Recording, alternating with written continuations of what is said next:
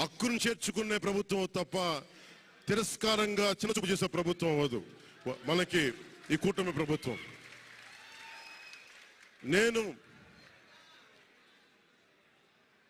నాకు రాజకీయాలు డబ్బు అవసరం లేదు. నేను మీకు మళ్ళీ చెప్తున్నాను.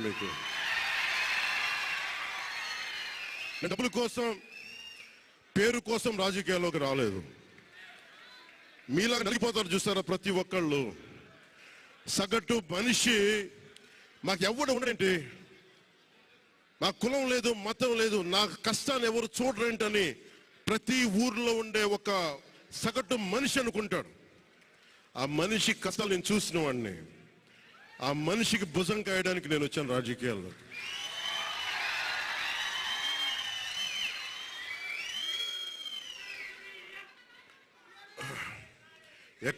ఒక నిమిషం, ఎక్కడికి ఓడిపోయాను 2019లో ఓడిపోతే నా మానసిక స్థితి ఎలా ఉందో ఆ రోజున, ఈరోజు గెలిచినప్పుడు కూడా నా మానసిక స్థితి అలాగే ఉంది. అంతే ధైర్యంతో ఉన్నా. గెలుపు నాకు బాధ్యత ఇచ్చింది కానీ అహంకారం ఇవ్వలేదు. రాదు. ఇంకా భయం వేసింది. అందరూ నాకు శుభాకాంక్షలు తెలియజేస్తా ఉంటే నాకు భయం వేసింది. ఎందుకంటే ఇల్లు అలకగానే పండగ కాదు ఇది. ఇల్లు అలకగానే పండగ కాదు. చాలా బాధ్యత కూడుకున్నది.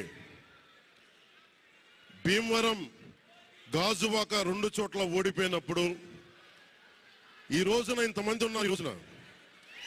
ఆ